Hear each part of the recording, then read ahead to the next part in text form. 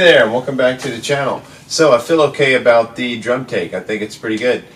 So I decided to begin the post-production process. And I don't usually show that, but I thought I would. It might help somebody out there who doesn't really know what they want to do with their tracks once they've recorded them. You know, you can stay in the box the entire time and do your thing in here if that's how you want to do it, which I think is admirable. Or you can use some of these computer programs to assist you. And I only use one. I just do one little thing on Audacity, a couple little things I'll show you real quick what I do with each track before I bring it back to the machine. So essentially what I do is I take the track, go into Audacity, go into the computer, then go into Audacity, do a little cleanup, which includes a classic filter where I take away some of the lowest parts of the bass. You know, it's a high pass. And then amplify it. And that would be to either remove, you know, take some dBs away, or to add a few. And in this case, I added a few.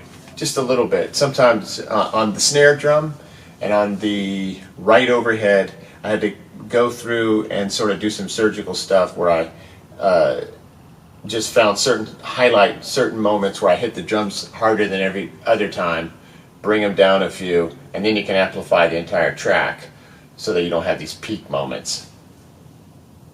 You'll see once you get in there, because you can look at the wave, and if it's reaching up, you can bring those down, then bring the entire track up. Whereas if you have all these peaks, you can only go as high as those peaks are going to go, which won't be very high because they're already close to the top. So I did a little bit of that on some of the other ones, but on the bass drum, which is what I'm going to show you, it was really simple. So after I've recorded, in this case it was 4 mics, right? Back here on the drum, snare drum, bass drum, left overhead, right overhead. Those four tracks. I'm going to connect my little USB cable here that comes with the Zoom, because one end is kind of this funky square end, and then the other end is the regular USB. Connecting to this old computer I just leave up here at the space. You don't need much power if you're doing like something like what I'm doing. And I use Audacity, which is just a free program you can download, you know, and just rock and roll that thing. Connect to that. Once you're connected to the computer, and the way you connect is you use the USB button. It's between Effect and Tool. You'll see Reader. You're going to hit Reader, and when it'll say you'll see the icon pop up on the computer. You're going to open that up, and then I'm going to go to the title of the song, which is called Excite. It's called the Exciter, but you only have so many characters you can use for the title. So I go to Excite, and I'm going to find audio. I'm going to click on audio and open that up so that I don't end up dragging the track in and it disappears in the wrong space like it's lost in a closet or something. Then you'll have to go back in and find it and pull it back in. So you want to just open that audio file. Now I'm going to look at the files here. I've got mono 000, mono 001, mono 002, 3, 4, so on. I'm going to take the last one, which is I believe 5, and I'm going to drag it over to Audacity, which opens Audacity. And then you can see what you have, what you've recorded, and it all looks pretty good. The bass drum looks pretty solid. I can just tell that I could boost it a little bit, put a little more volume on it, a little more gain. So first I'm going to go to Classic Filters, and then I'm just going to cut it off at 5 Hertz. It's just a high pass, and that's not very low. Obviously you could go way on down from there. But I found with the Zoom that cutting off too much of that just sort of takes away some of that sensation of bass. But cutting it off there, at least I know the garbage that's below that is gone, so it won't accumulate and start, making the recording sound muddy. Next up is just some quick amplification, lifting it up 3 dB. And then once you're done, you don't do a save, you just go to export. You're going to export the track, and that gives you a chance to title it. And in my case, I'm going to title it Bass Drum L in all caps, and that lets me know that I'm going to also have a right. And it's not like they're left and right, it's just a way to delineate the 2 tracks. So I've got bass drum left that I've titled it. I'm going to bring it in, it's going to load. Once it loads, I retitle it as bass drum R, so I have 2 of them, and then I drag that in. They're exact same track, they're just titled differently so that the machine, so that the disc will let you do that. If they were both the same thing, it won't let you have both of them. So you just change it a little bit, and now you've got the same track twice. And I find that the Zoom, likes that a lot. Now you can quit that. You're not going to save any of that. because whenever you return to the Zoom, if you ever want to go back to the original bass drum track or file, and work on it again, you just go back to the original and you can throw this one away or just replace it. Because you don't want to, you can do small things to it, but I usually like to return to the original track if I'm going to, start over. And that's why I don't throw away the original track. I always keep all that stuff there. If you ever want to remix or remaster, you have all your original stuff, not working from the stuff you've already worked with. It's now a copy of that original, if that makes any sense. Okay, so the next step that occurs that you have to do in order to listen to these tracks is to now assign them to the machine. So remember how on 1 through 8, I recorded 1 through 8, this first top row as I call it. These first 4 tracks were occupied with drum takes, the mono 000 and the 000, the 001 and so on and so forth. So I've got to get rid of those because I don't want to have those playing back while I have my new tracks that I've titled playing back at the same time, right? I wouldn't need that to happen. And I need to create space for all the new stuff I'm going to record on 1 to 4, for the guitars. I'm going to be using these first 2 tracks. I've got to get rid of all this stuff. So I'm going to go to the track button. And when I go to the track button, I'm going to go to take 1, and I'm going to find that when I hit take and I hit enter, I'm going to roll through or scroll through until I see new take. Choose that and go to the next one. So all 4 of these will now become new takes. New takes for track 2, new take for track 3, new take for track 4. 1 through 4 all new takes. So now I've removed that mono 55, 44, 33, 2. Those are now sitting inside the machine, but they're no longer, what you're seeing when you go to track. You're seeing new take. Now I'm going to hit 17 through 24, that switch there, and then make my way back to 17, or that little button up there.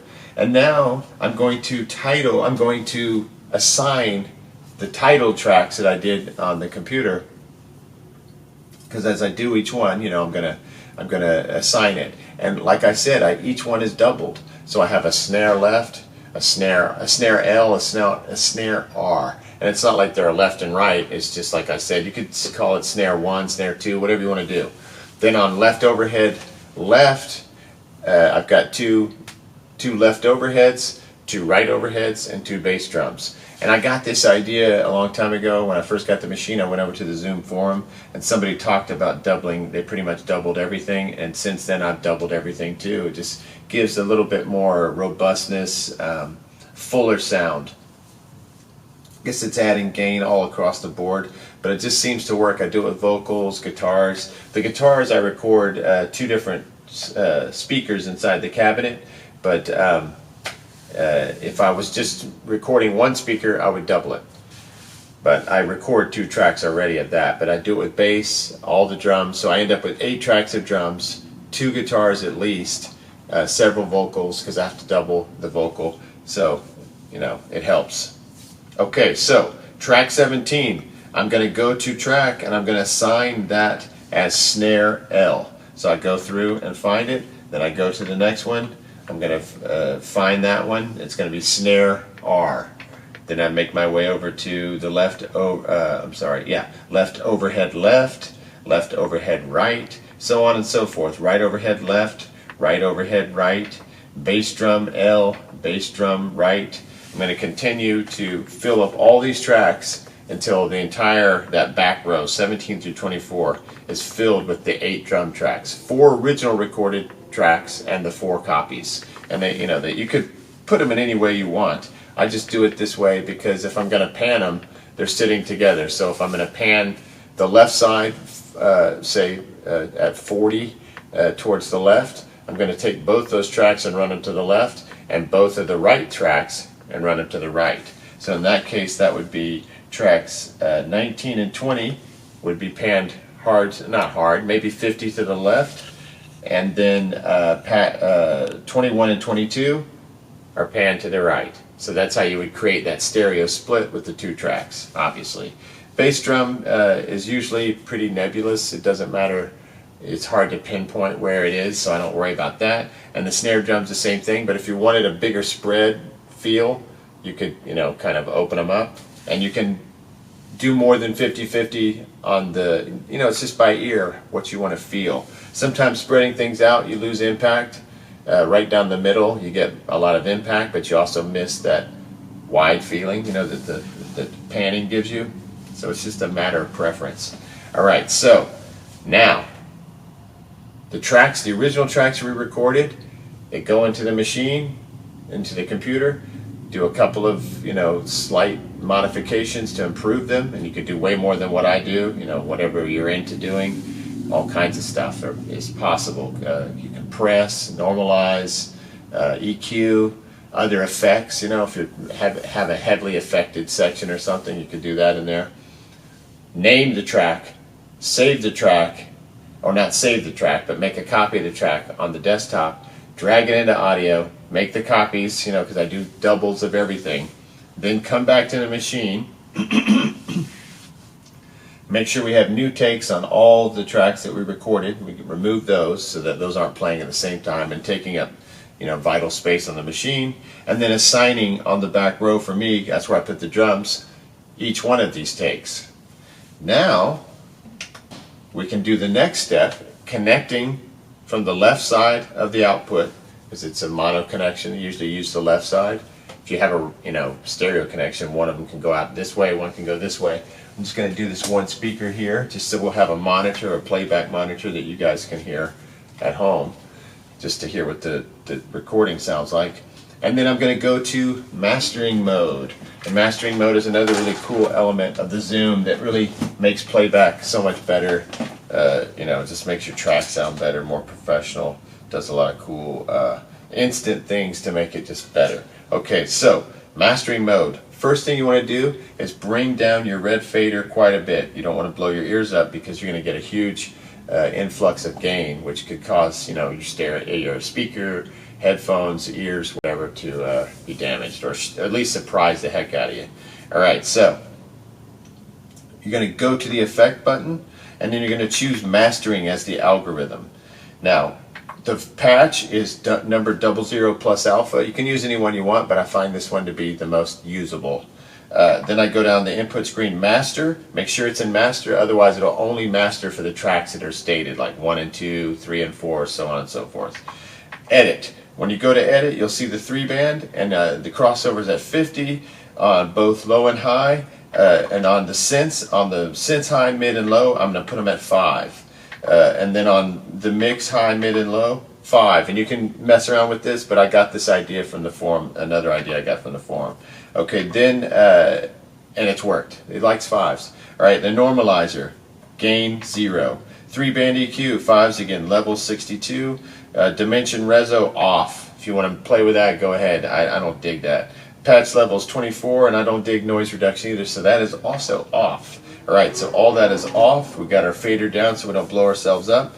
And now, I'll just play the whole thing. Let me just isolate a couple things real quick. Let me just isolate the bass. I'll isolate each section just so you can hear that, and then I'll play it all the way back.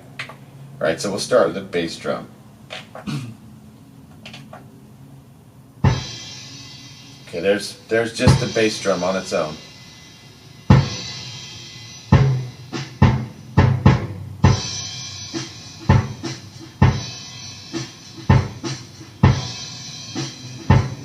Both of them are at the same level, no panning. Okay, now I'm going to add in the right overhead. Both of them. Let me show you what it sounds like when I take out the doubles on this. Watch. Okay, I'm going to take away the doubles. So it's like half. Here we go, I'm going to put it back in. Okay, now I'm going to add in the left overhead. You got right overhead bass drum, here comes the left overhead. You get more snare now because it's right over the snare.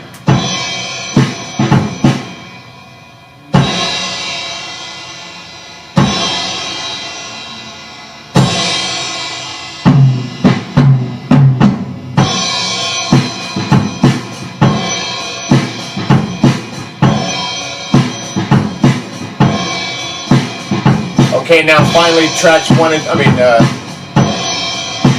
track 17 and 18, the snare, both of them. Here we go.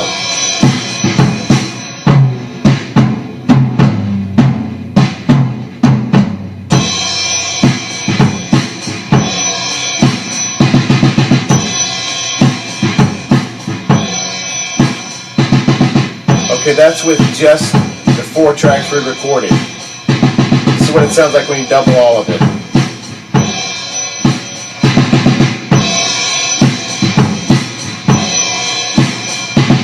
So you can see it's an instant improvement just doing the doubling. Okay, now I'll just run it back from the beginning. We'll just play it the way it was recorded. I'll just kind of mix on the fly. Not doing any panning because it's mono. Wait, hold on. Let me show you just really lightly. I'll let you hear the guide track. Okay, there's the little stick click. So I'll know that it's time to start that riff.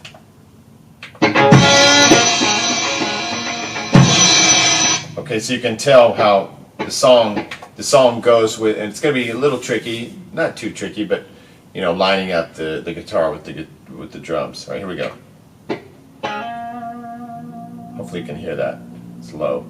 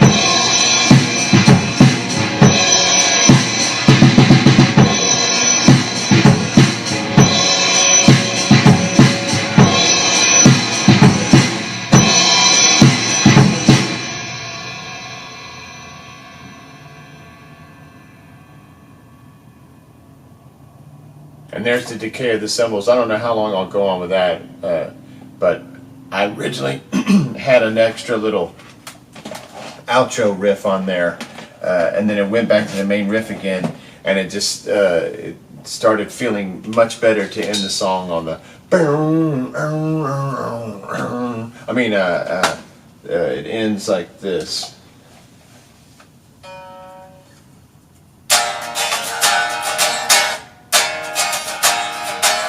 It did go like.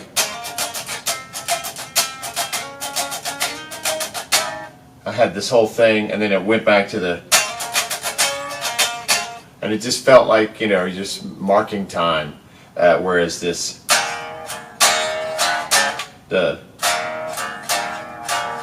wait.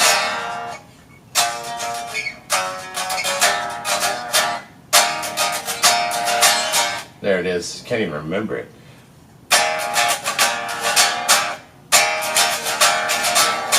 I've been up.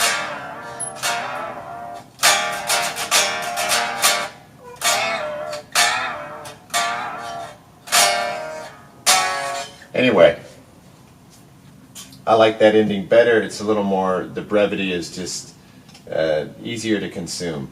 Okay, so that's it. That's what I basically do to get from guide track to drums to finished drum take that has names on it. You know, each track has its title and all that kind of thing. And that's what we're going for. Now I can move to the next step, which is recording the guitars, which will be two mics. And I'll do on this song, it'll be like all the guitar work, and then I have like a little lead worked up. On the other one, same deal. I don't have a lead worked up yet, but all the guitar.